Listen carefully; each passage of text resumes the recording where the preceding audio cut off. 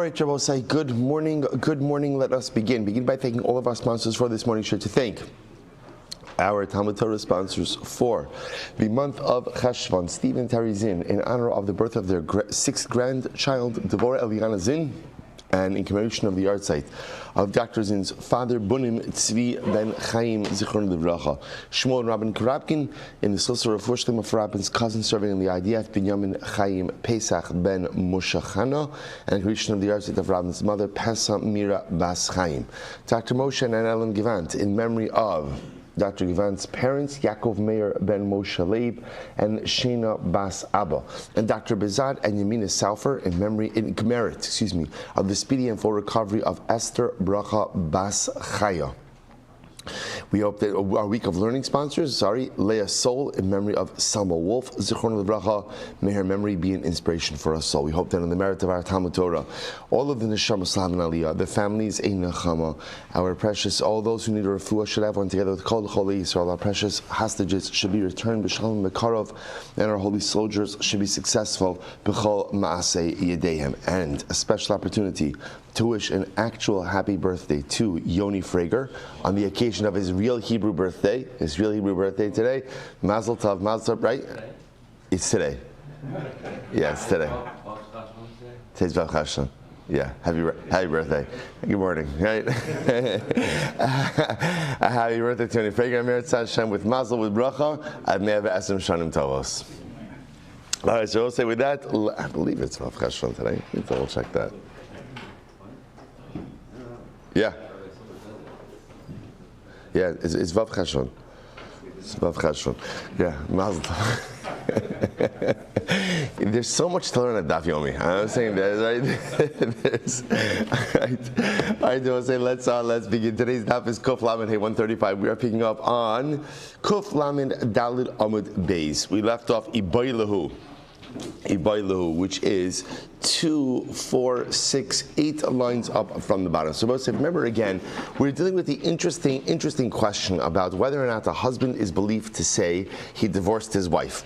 Right, Reuven's married to Rachel, and then Reuven makes a statement, I divorced my wife. Is he believed? So the Gemara says, so on one hand, it makes the most sense to go ahead and say that he is, because halacha l'maisa, that's a process that he controls. So it's almost like amigo. Amigo is that he could divorce her right now if he wanted to, so therefore he's believed to say he divorced her. So the Gemara wants to make this distinction between the mafreya and lahaba, that retroactively he is not believed. And I will say, by the way, where these cases come up, you'll ask retroactively forward.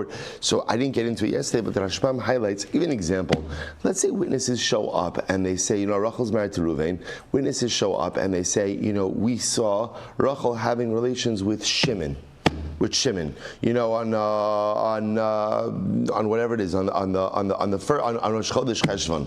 Everybody brings in the new month in different ways, right? So on Rosh Chodesh Cheshvan, right? So now what happens? So Reuven comes along and says, okay, but I divorced her. In other words, I already divorced her in Tishrei. So the Gemara wanted to suggest that halacha l'maisa, a husband is believed to say that he divorced his wife from this moment forward. In other words, now I'm believed to say I divorced my wife. L'mafreya, retroactively, he is not believed to make that statement. So now that's where the Gemara picks up. Ibai lehu, the Gemara says shayla. Amar l'mafreya, mal lehemnuye lahaba. So this is interesting. So now that we've established that, right, that a husband is believed to say that he divorced his wife essentially mikanu lahaba from this point going forward, but he's not believed retroactively. What if he makes a retroactive statement? Can we believe him from this point going forward? In other words, let's play this out. So let's say again, leaving even aside a potential adultery case, but let's say halacha l'maisa in a situation where Reuven claims that he divorced his wife on the 25th of Tishrei. So obviously, and now today is Vav Cheshvan, as we've established, right? So today is Vav Cheshvan. So now, obviously, he's not going to be believed as of the 25th of Tishrei. But can we accept his statement to now ascertain or to solidify the fact that now, as of Vav Cheshvan, she is divorced? See, hear this? He's making a retrospective statement. Obviously, halacha is established. We don't believe the husband retrospectively, but can we take that statement and say, okay, we're not going to apply it to the 25th of Tishrei, but we will apply it to the 6th of Cheshvan? Can we do that or not? So essentially, I will say the shaila that is being asked over here is mi paginan dibura or lo paginan dibura. Can you go ahead and split someone's statement in half or not? Meaning what? See, if you look at this statement, when Reuven says that he divorced Rachel on the 25th of Tishrei, there are two statements that are here. What are the two statements? Statement number one is I divorced my wife on the 25th of Tishrei. Statement number two is that we're divorced right now. Right? Obviously, those are two different statements that are they're the same. They're manifestations of the same statement, but they're two statements. So obviously, the halacha says we're disregarding the first one, that you divorced your wife on the 25th of Tishrei. But can we accept the other one, which essentially says that you're divorced from this point going forward? That's called paginan dibure. Can we splice a statement, kind of disregard the part that's halachically invalid, but accept the part that is halachically valid? That's the shaila. So the Gemara says as follows: it's machlokas. So Rav Mari v'Rav Zvid cham amar paginan dibura v'chad amar lo paginan dibura lo paginan. So machlokas as to whether or not we say paginan dibura. Can we go ahead and split the statement, disregarding the invalid half, but seizing upon and utilizing the valid half?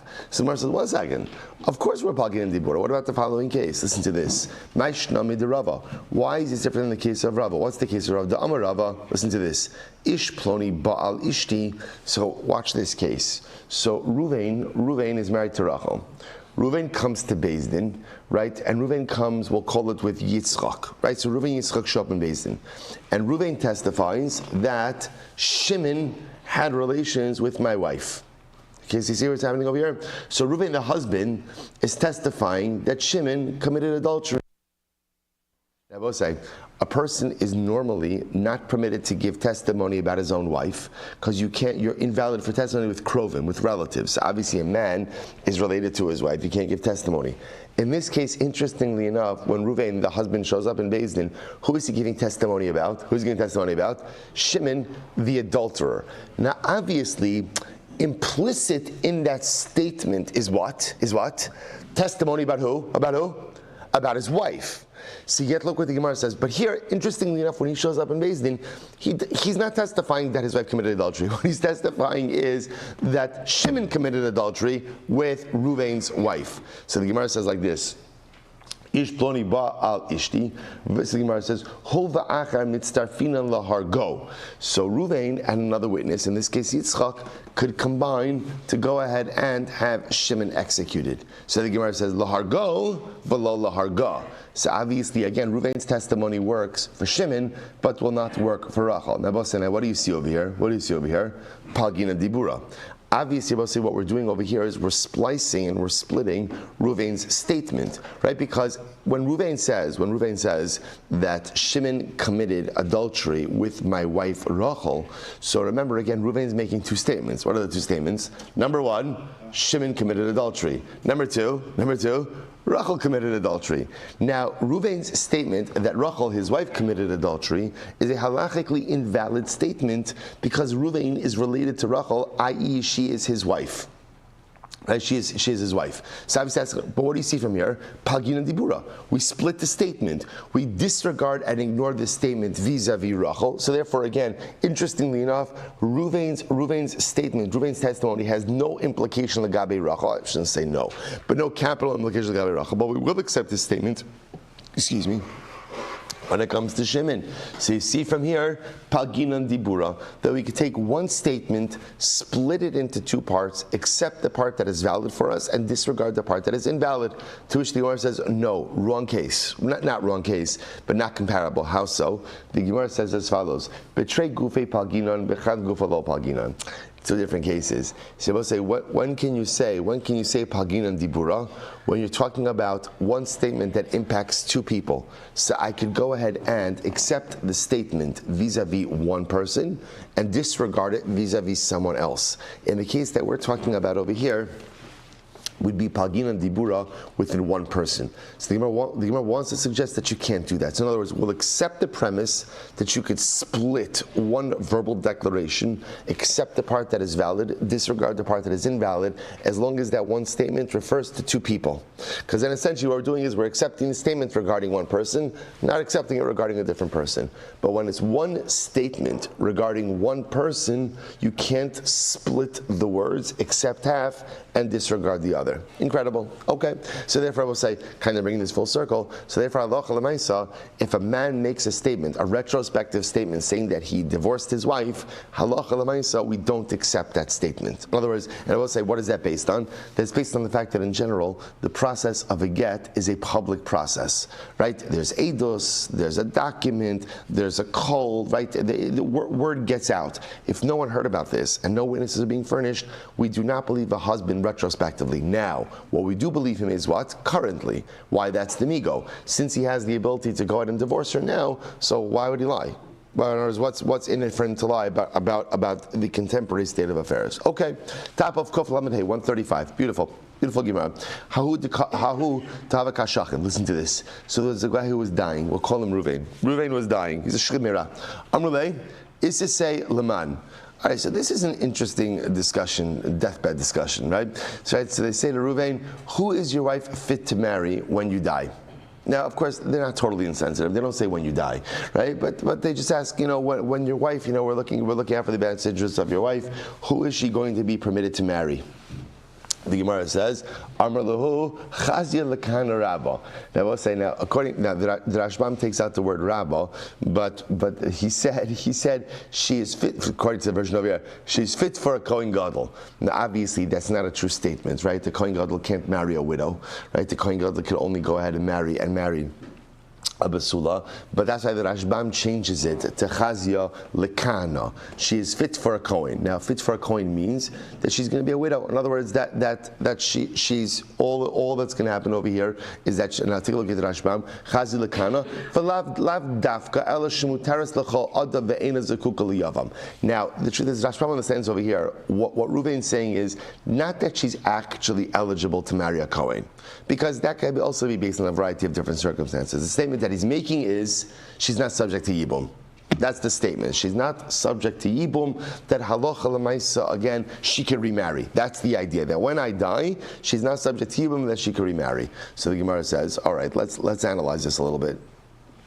So the Gemara says, good. So my nechushla. So what should we? In other words, so the Gemara is asking, what is the chiddush in this statement? In other words, the Gemara is assuming over here that unless we know that a woman is subject to yibum, then halacha l'maisa again, she's not subject to yibum. And if the husband says that she's fit to marry anyone, i.e., she's not subject to yibum, okay. So why wouldn't we take the husband at his word? So the Gemara says, my nechushla. What should we be concerned about?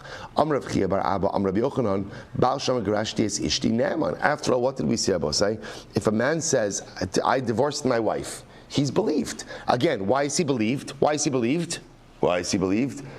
Because he has the power to do so. In other words, again, remember, with all of the questions as to why HaKadosh Baruch Hu structured the get process as a very husband-driven process, which is hard for us to, one of the many things that are hard for us to understand, right? Lamaisa, at the end of the day, that's the way it works. So a husband has the control to divorce his wife. So if he says, so since he has the ability to say, he's believed to say, I divorced my wife, he's also believed to say, she's not subject to Yibum. Now we'll say, why? Because there's a very easy way for him to ensure that she's not subject to Yibum. How so? Divorce her. And he has the power to divorce her whenever he wants. So therefore he's believed to, therefore by definition, a husband is believed to say, my wife is not subject to Yibum upon my death. So therefore, again, I will say, so the Shaila, the Gemara says this case, Ruvain's on his deathbed. We say, Ruvain, who is your wife able to marry upon your death? He says, even a Kohen Gadol, okay, not literal. He's saying essentially she's not subject to Yibum. Okay, shkayach, that's it. What's the chiddush in the case? Amr Abaye, v'haki as Rabbi Yitzchak bar Yosef, Amr Rabbi Yochanan, Baal Shama Gerashtis Ishti Eino Ne'aman. But one second, but Abaye said, come on, we had this discussion already. Not everybody agrees with this statement that you just made. Not everybody agrees that a husband is believed to say that he divorced his wife. In fact, again, Rabbi Yitzchak bar Yosef said in the name of Rabbi Yochanan that a husband is not believed to say that he divorced his wife. Amar lei, to which Rava responded, Velav, Amar lei, Velav milo shaninhu, kan l'mafreya kan l'haba. Okay, we spoke about this already, and we reconciled the two statements. How do we reconcile it? The husband is believed to say that he divorced his wife when we're talking about, again, right now, contemporarily and future-oriented, and he's not believed retrospectively. We spoke about this already. So the Gemara says, so the Gemara says, how do we know that that's a real answer? In other words, how do we know with certainty that we accepted that distinction? Amarle Rava l'Rav Nasan bra'ami chushla. So the Rava says, right. So the Gemara says, you know what? You're right. You're right. The truth is, we have to be concerned. Chushla means we have to be concerned about this situation. Take a look. The Gemara says, Chushla. It's about. It's in the middle. It's in the middle of the short lines. Chushla ka'abaye v'te asr l'shuk. The Gemara says the truth is, we have to be choshesh for the position of Abaye. Now, again, I will say, just to frame this here, right? The position of Abaye is that a husband is not believed to say that he divorced his wife. All right. Now, what's the logic behind that? Once again, the logic behind that is because divorce is a very public process that requires a document, that requires witnesses, and generally when people get divorced, there's a kol.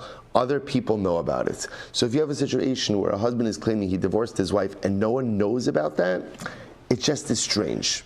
It's just strange. So therefore, again, the Gemara says that's Abaye's logic. And therefore, Abaye says, when a man says that he divorced his wife, he's not believed. He's not believed. So now the Gemara says like this. So now if it comes along Rav and says Rabbi Nasan bar Ami, the truth is we have to be choshesh for the position of Abaye, which means the following. Which means let's go full circle. Ruvain's on his deathbed. They ask Ruvain, who is your wife able to marry when you die? And he says, even a Kohen. Even a Kohen. So now, what we wanted to say was he should be believed. Now, why should he be believed? Now, again, what does that mean, even a Kohen? So let's say we have a lot of interpretation. What does it mean, even a Kohen? What does it mean? She's not subject to Yibum. So essentially, what Reuven is saying is, my wife is not subject to Yibum, and therefore she can marry, she could just remarry. So why would we believe Reuven when he says my wife's not subject to Yibum? And the answer is because he has the ability to control that status. How so? Because he has the ability to divorce her. Right? And since he is believed to say that he divorced her, therefore he has the power to say she's divorced. And if she's divorced, she can also marry anyone she wants. I mean, with exceptions obviously. But now the Gemara says, one second, but we don't necessarily accept that premise that a husband could say that a husband is believed to say that he divorced his wife.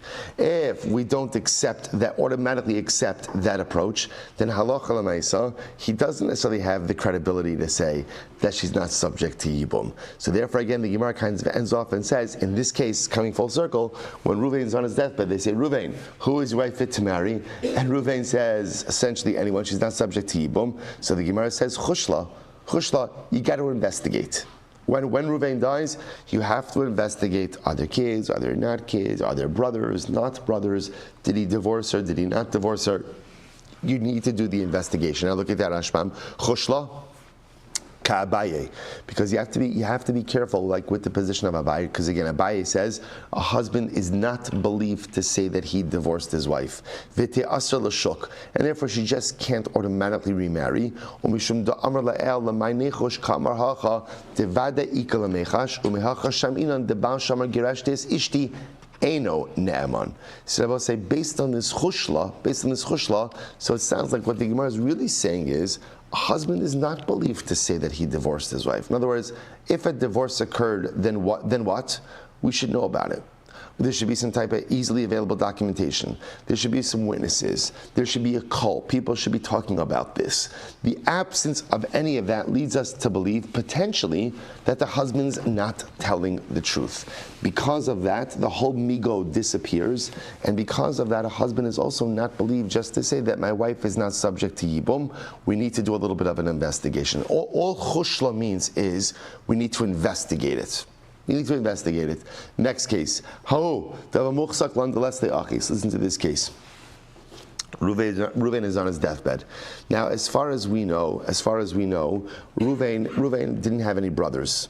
Right, he was muchsak that he didn't have any brothers. Take a look at the Rashbam. Next Rashbam. Hahu dava muchsak lan bigave the lesle achi chazaka ba'ama below edim the yodin hayu bevadai de'ein lo banim the ilan the muchsak lan the lesle sabosai. So now again, here's the case. Reuben's on his deathbed. Now we know he has no kids. At least as far as we know, he has no kids. And to the best of our knowledge, there's a chazaka that he doesn't have any brothers. So now he's about to die, no children, no brothers. What's going to be his wife's status? What's his wife's status? Mutaris. There's no yibum, right? There's no yibum. Now what happens? Plot twist. Now, interestingly enough, at the time that he died, he said, "I don't have any brothers." Okay, so he's making a statement that confirms that which we already knew. So the Gemara says, Amar Rav Yosef, my lechushla. So okay, so why would his statement change anything? So we'll say, so the chazaka was he had no brothers. Now at the time of his death, he says, I have no brothers. So we're taking it for granted. Everyone knows that he has no kids. So now he's saying, our chazaka was he didn't have any brothers. Now at the time of death, he says, I don't have any brothers. So the Gemara says, so Rav Yosef says, okay, what's the case here? My lechushla, what should we be concerned about? Chada du muchsak lan de lesle achin. Number one, even aside from his statement, we had a chazaka that he didn't have any brothers. Furthermore, at the time of his death, he also said he didn't have any brothers. So we had a chazaka, he had no brothers, and he's verbally confirming that he didn't have any brothers. So what's the case? So in other words, what do we have to be concerned about over here? Abaye says, so I'll say, what's the concern over here? The concern over here is that even though, again, we had a chazaka that Reuben didn't have any brothers, and at the time of his death, Reuben says, I have no brothers, someone comes along and says, there are witnesses overseas who know that Reuben does have brothers. Okay, so again, just to be clear, so Salach Lamaisa, we don't have witnesses stepping forward. What do we have over here? We have a person stepping forward claiming that he knows that there are witnesses overseas who could testify that Reuben has brothers. So now the Gemara is saying, essentially, how do we deal with that? We dismiss it. That's the chiddush over here. So the Gemara says, "Hashta miha halasnu." Come on. That's very nice that there may be witnesses overseas. At the end of the day, they're not here. The Rashbam says, you're supposed to listen to this. The Rashbam says, 5 lines into the wide lines. Mihu umishani hashtam yas lahalasnu va'ein lanu ela ma she'enenu roos. We only, again, I will say we saw this concept in the daf not so long ago. Ein l'dayin ladun ela ma she'enav roos. A judge could only adjudicate a case based on what he sees. So in this case, again, okay, somebody's saying there's witnesses overseas. I don't see it. And therefore, Allah Chalamayis, again, there's nothing to talk about. The Gemara says, after all, didn't we learn this? Lav Hainu Rabbi Chanina. Then Rabbi Chanina, listen to this. Rabbi Chanina comes along and says, Eidim b'tzad astan v'te'aser. So Rabbi Chanina says, if there are witnesses, b'tzad astan, in the north, should we be concerned? Okay, so let's give a little bit of context to this case because it's quite interesting. If you take a look, it's the Rashbam in the wide lines, 5 lines in. Lav Hainu, listen to this. Demakshina b'ksuv v'zaparaka isha shenes armala gabe bansei demar Shmuel deshtabyon vaskinu la'aradi Yisrael va'amru nishbesi utahora ani. So remember again, when a woman is taken captive by Gentile captors, the assumption halachically is that she's violated. Now, there was the following case. Shmuel's daughters were taken captive. Shmuel redeemed them, brought them to Eretz Yisrael. In Eretz Yisrael, these girls came before a Beis Din, and they made the following declaration and statement. We were taken captive, but we were not violated by our captors. So this is a classic case. We've seen this before.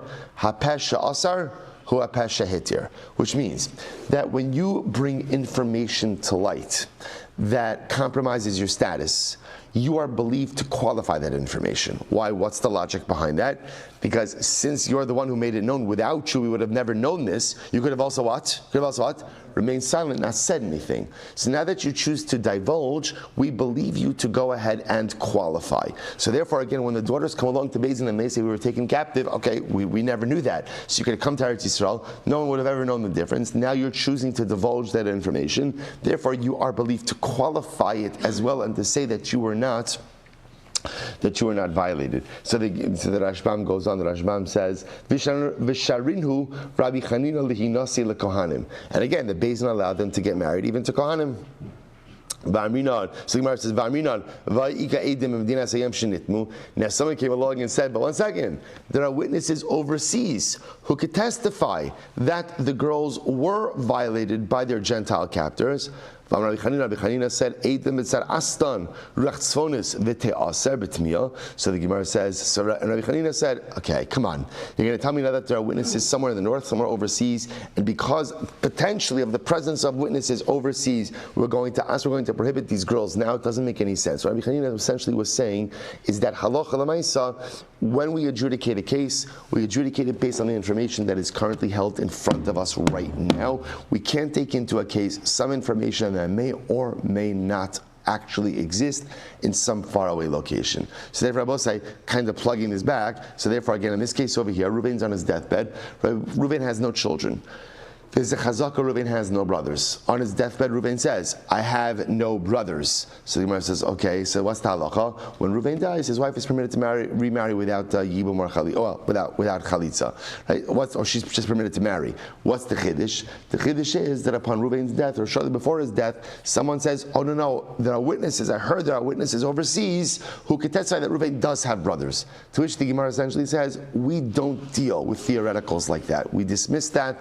That does not come into the Beis Din, and Beis Din dismisses it. So the Gemara says, okay, what's the chiddush? We already learned that before. That's the case of Shmuel's daughters. To which the Gemara says, so the Gemara says, well, here's the difference. So remember again, the cases in general are not necessarily comparable. In general, in cases of shvuya, of a woman who's taken captive, whenever we can be mekel, we are mekel. There's a number of different leniencies built into the case of the women taken into captivity, for the simple reason I will say that, remember, the assumption is that she is violated, but the truth is that's not necessarily the absolute truth. We recognize that, and therefore again, when we can be mekel, we are mekel.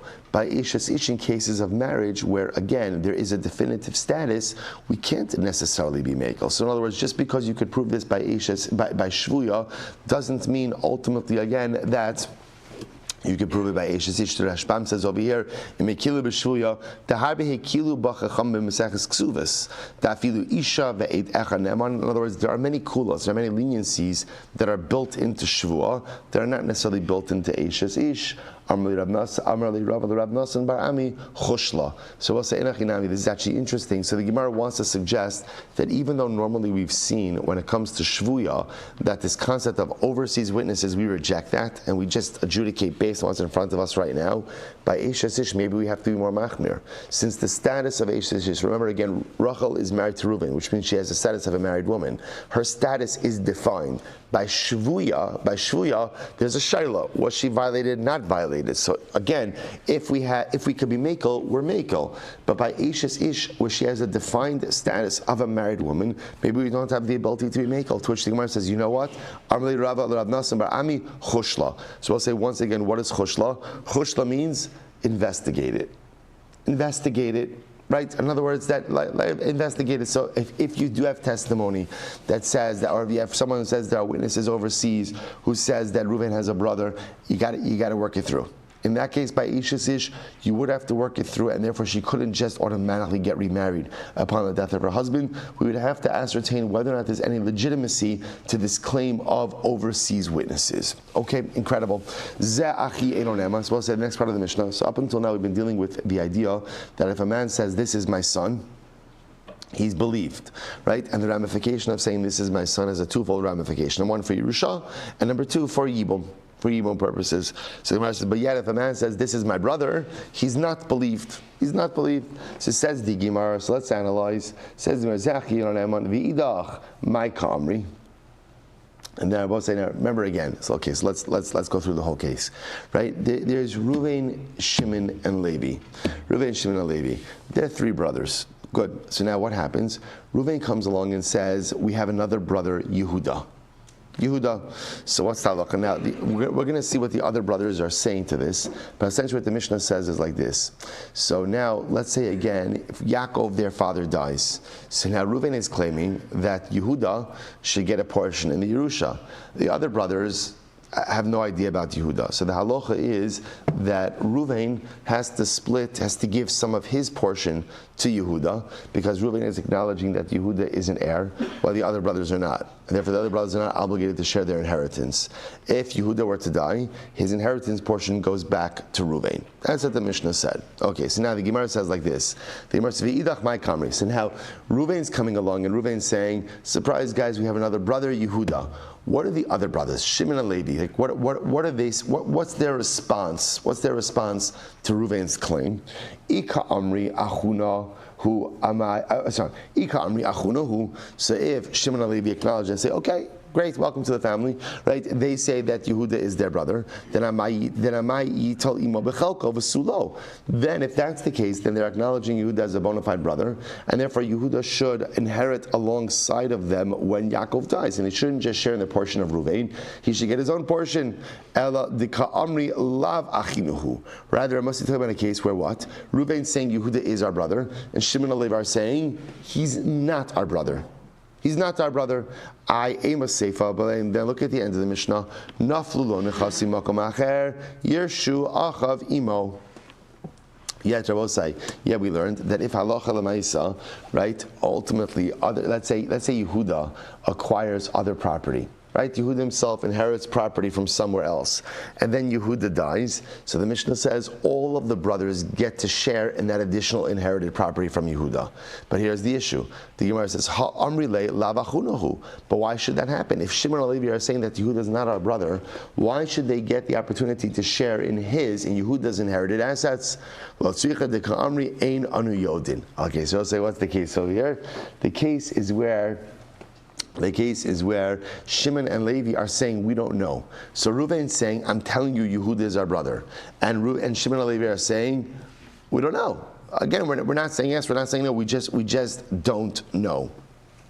We're just don't know. Therefore, I will say, so now this makes more sense. Therefore, Allah Chalamaisa, when Yaakov dies, so Yehuda is not going to get a portion of inheritance alongside the other brothers, because the other brothers are not acknowledging that he has an inheritance right. So Reuven, who acknowledges Yehuda as a brother, will have to share his inheritance with you. The other brothers do not.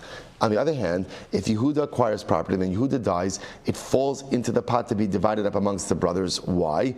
Because Reuven himself is acknowledging that Yehuda is their brother. The other brothers are saying we don't know, and therefore again the brothers are going to be entitled to share in the divided assets of Yehuda. So the Gemara says, Amar Rava says, Zosomeres, Marali biadecha. So listen to this. So Rava says, based on this, we would say the following. Reuven goes over to Shimon, and Reuven says to Shimon, you owe me $1,000. Vala Omer Eni Odea, and Shimon says, I don't know. What do you see from here? Pater. Shimon's going to be Pater. She's going to be Pater. Based on what we just said. The Abai says, no. Amud Beis will say, no, that's not true. And normally, again, such a case like that would be chayiv. And I will say, why would it be chayiv? We've seen this before. Bari v'shema, bari adif. Right? Reuven's making a definitive claim. Shimon Yomi $1,000. Shimon's saying, excuse me. Shimon's saying, thank you. Shimon's saying, I don't know. Bari v'shema. Reuven's making a definitive claim. Shimon's making a non-definitive claim, and therefore a definitive claim wins out. So what's this case over here? This case over here is different. Why? What's this case? Dikamana la'acher biyadecha dami. This case is more comparable to a situation where Reuven goes over to Shimon, right? And Reuven says to Shimon, something that Levi owes me is in your hands. So he's making a claim about a third party. So a claim about a third party is not really a Bari B'Shema case. So therefore, in this case, halacha l'maisa, it's more comparable to that case. Take a look at the Rashbam for just a moment. The Rashbam says the olam chayiv, the bari v'shema bari ad, v'shayni hacha da safek atzma inu yodea, ve'inu yachal liton tainas vadai. So I'll say in this case over here, remember the brothers, the whole chap of the brothers is when Reuven comes over to Shimon and Levi and he says that Yehuda's our brothers, or Yehuda's our brother. What are Shimon and Levi saying? We don't know. So in other words, the entire issue over here is a suffix. He said, therefore, again, ve'eno yochol liton tainas vadai. The Gemara says, v'suffix v'suffixhu. In both cases, it's a case of a double suffix, and that's why the Mishnah rules as it does. Fine. Meis yachsru nechasim limkoman. So Rabbi says, so now, what we've gleaned from this case is as follows. So now we can set up the case a little bit more, with a little bit more clarity. Reuven, right, is Reuven, Shimon, and Levi, three brothers. Their father is Yaakov. So Reuven is coming along to Shimon and Levi. Reuven says, we have a fourth brother, Yehuda. Shimon and Levi say, their claim, we don't know. We don't know. Again, we have no knowledge about this. So now we can play out the rest of the Mishnah. So now, what happens? Yaakov dies. Reuven wants to go ahead and split the estate 4 ways. Now, he can't force the other brothers to do that because the brothers are saying, we don't know. We don't know if Yehuda is our brother or not. Now, since Reuven acknowledges Yehuda as a brother, Reuven will have to give a portion of his estate to Yehuda, because Reuven is acknowledging him as a brother. Okay? Now, if Yehuda dies, so that piece of property, or that is part of the estate that he got from Reuven, goes back to Reuven. Now, I will say what we're going to see what the Mishnah does add in is as follows. Now what we're going to deal with is the following question: what happens if? So now let's play this out. Right, so now Yaakov dies. Reuven splits his inheritance with Yehuda. The other brothers are not obligated to give Yehuda anything because they don't know that he's their brother, and there's no proof to that. Reuven acknowledges it, therefore Reuven has to go ahead and Reuven has to share his inheritance. What happens now? Let's say 5 years go by, and during that time, so Yehuda's portion appreciates. It appreciates. Now Yehuda dies. Let's say again, no wife, no children. So Yehuda dies. So his portion, his estate, is now going to be inherited by his brothers. So now the shaila is who gets what. So here we go. So the Gemara says, "Bay Rava, shevach sheshabchu nechasem me'alehen mahu." So we'll say, so what happens if Yehuda's estate appreciated, and now Yehuda dies? So what do the brothers get to share and what don't they get to share? And so the Gemara says, listen to this. Mao, b'shevach hamagia l'ksefayim lo tibay lecha, d'chi naflu lo nechasi makom acher dami. So ultimately, the Gemara says, so obviously, if the land appreciated, let's say for example, again, Yehuda had a field, he worked the field, and now there's produce in the field. So that's called additional assets. That's what's called literally improvement that gets to the shoulders. That's called produce. So if there's produce in the field, so we'll say, so let's play this out. So that produce, now when Yehuda dies, that produce gets split amongst all of the brothers, right? Now, why does it get split amongst all of the brothers? Well, Reuven is the acknowledged brother, right?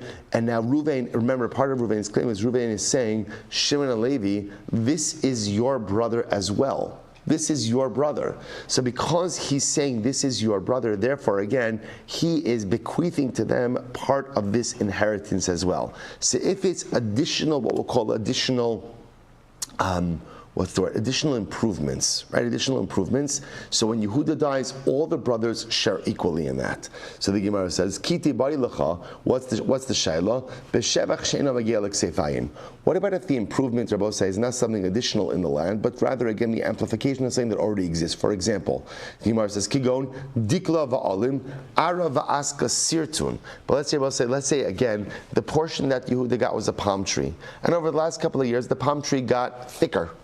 It got thicker, right? So halacha l'maisa, there is nothing quote unquote new here, but there's the appreciation of an asset. So who shares in that? Does all of that go back to Reuven? Because we view that as the portion that Reuven gave him, and therefore again, remember I will say everyone would agree in the absence of appreciation, if Yehuda dies, whatever Reuven gave him goes back to Reuven. So now, how do we view this appreciation? Do we just view this as still Reuven's original estate, and therefore it just goes back to Reuven? Or do we view this as shared improvement? That's number one. Or for example, Reuven gave Yehuda land, and now there's more sediment on the land, so there's more land. How does that appreciation work? To which the Gemara says, Teku. We're not sure. So the Rabbi will say, what comes out of here is as follows. Here's the takeaway. So in this case, where Reuven's claiming Yehuda is our brother, right? And the other brothers are saying we don't know. So what happens? Yaakov the father dies, so Reuven has to go ahead. Reuven has to go ahead and halacha l'maisa share his estate, his part of the estate with Yehuda. If Yehuda were to die, the part that Reuven gave him goes back to Reuven.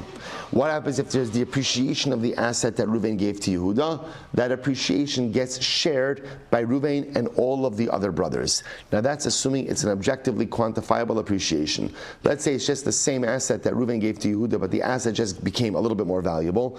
Is that called objective appreciation that it's split amongst the brothers or just returned to Reuven? Teku. Beautiful. Mishnah. Here we go. Misha meisvenim says daitiki kshra yarecho. So listen to this. Reuven died, and they found a daitiki tied to his leg. Now what's a daitiki? A daitiki is a deathbed will. A deathbed will. They found a deathbed will. The Rashbam says over here, shtar tzavas shchiv meira kidar shlei b'gimar do tehela meka b'liyos al yirecho rabusa naka teleka lememar achar kasav v'naslan. Rabbi say, now why is it tied around his leg? In other words, the idea over here, when I say tied around his leg, is there's no chashash of forgery. In other words, obviously, if you're finding a document and it literally is tied to Reuven wrote it. Okay, so we'll say, so now remember, a shchiv meira doesn't have to write anything, right? A shchiv meira could just give a verbal declaration, and that works. And in this case over here, we find that Reuven wrote a deathbed will, but we only find it after his death. What's the halacha? Hareza eno klum. It's meaningless. Now we'll say, now why is it meaningless? Because a matnas shchiv meira only works before death. Once he's dead, because remember again, Mata Shchimira is a gift. You could give gifts while you're alive, you can't give gifts when you're dead. So therefore, if you only find it after his death, ultimately it's meaningless. Zicha bala achar, bein mina yarshin, bein shem mina yarshin, devarav kayamin. Never said this is interesting. If the Shchimira wrote a document, right, and the document says, I gift my property to Reuven, but the Shchimira gives the document to Shimon, and he says, Shimon, the property outlined over here belongs to you, it works. It works. Even though the document itself doesn't have Shimon's name in it, it will still work halacha l'maisa to convey property to Reuven. And again, we'll see why that is. Says the Gemara. Let's analyze. Tan Rabbanon, Ezu daitiki. What's a daitiki? Kol shekasav ba do tehei lemekam v'liyos. This should be for yours, for your possession. So it's a contraction. Daitiki means essentially a gift document written by a shchimera conveying property.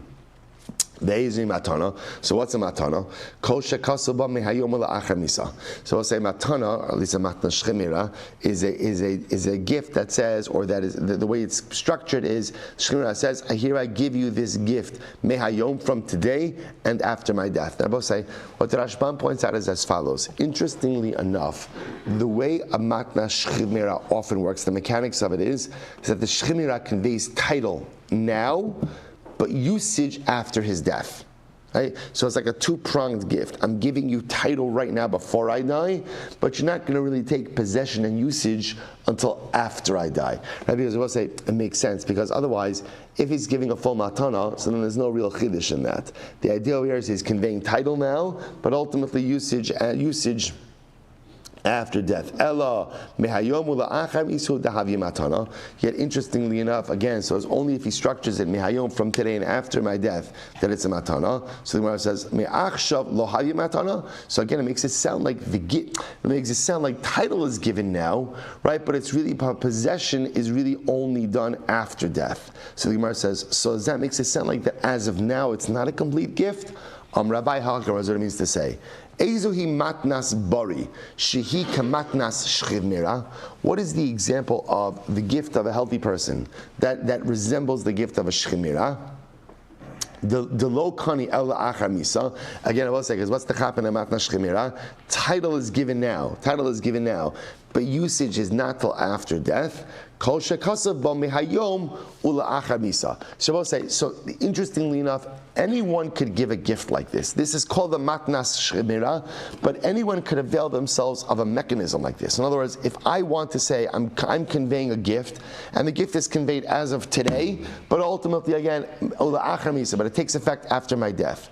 Essentially what's happening over here is I'm conveying title now, but actual usage of it only occurs after my death. That's called the matnas shemira, but the truth is anyone could actually make a gift like that. Okay, Yosef Rabba Barafuna Ba'achsadra Debei Rav. So Rabba Barafuna was sitting in the Achsadra, in the what's the right word? Pavilion. Oh, yeah, I was going to say gazebo, right? The pavilion. Thank you. The pavilion of Rav. And he said over the following halachalim of Rabbi Yochanan. Shchiv Meirah shamar kasvu utnu mana leploni. If the Shchiv Meirah said, I was saying, now watch what's happening over here. Normally, the halacha is like this. What does the Shchiv Meirah need to do in order to convey property? What does he need to do? Verbal declaration. Just say it, right? Remember again, the most important phrase by Shmuel is Divrei Shchiv Meirah keksuvin v'chimsurin damu. The words of a Shchiv Meirah are as if they are committed to writing and given over. So a Shchiv Meirah doesn't have to commit anything to writing.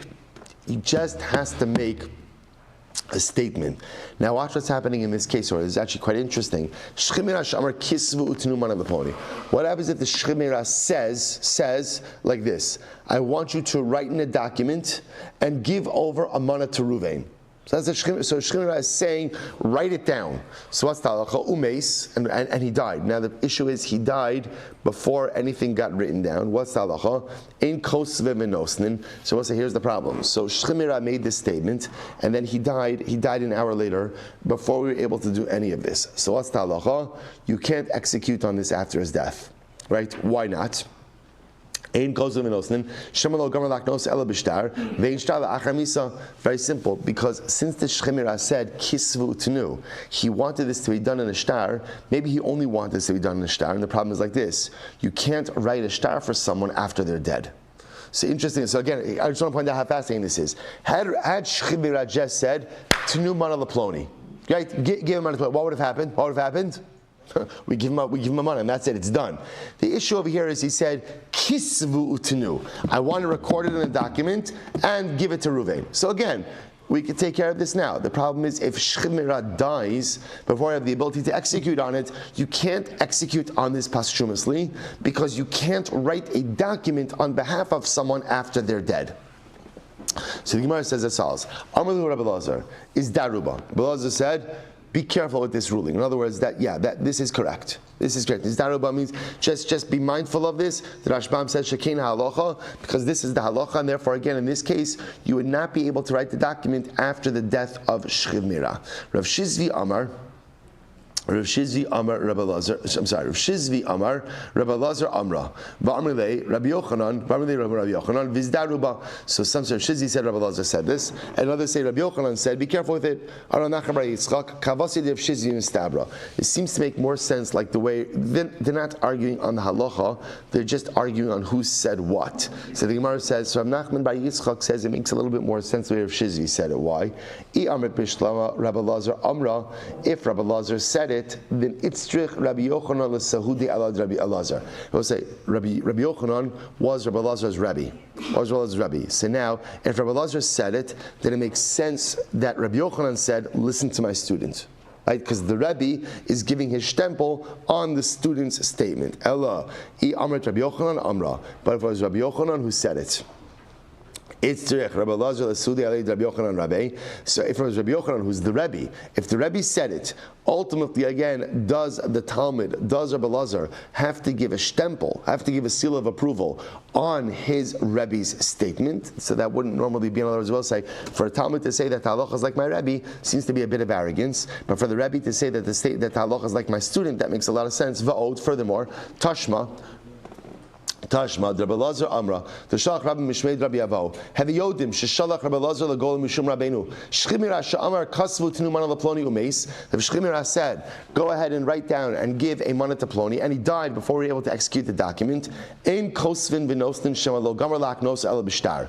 We can't do it because since Shchiv Meirah maybe only meant to do it with the shtar, you can't write the shtar posthumously.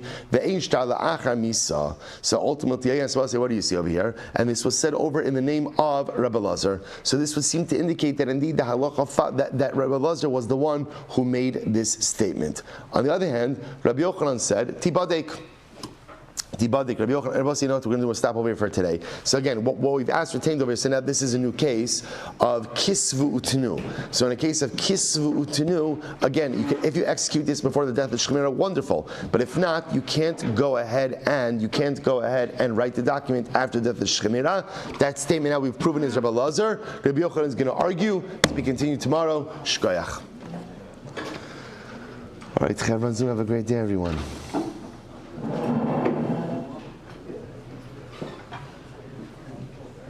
Jenny, how are you? I was sick for the past week.